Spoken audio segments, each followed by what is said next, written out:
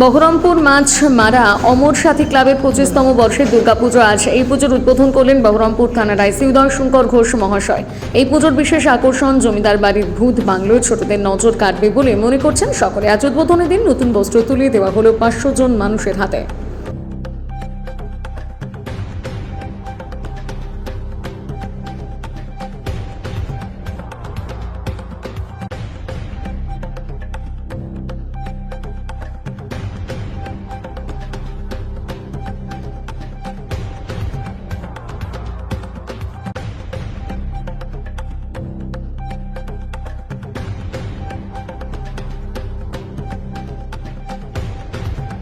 আমাদের এবছর 25তম বর্ষ।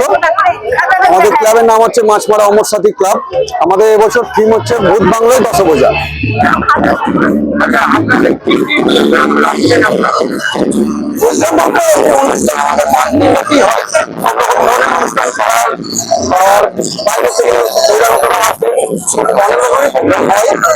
যেমন আমার নাম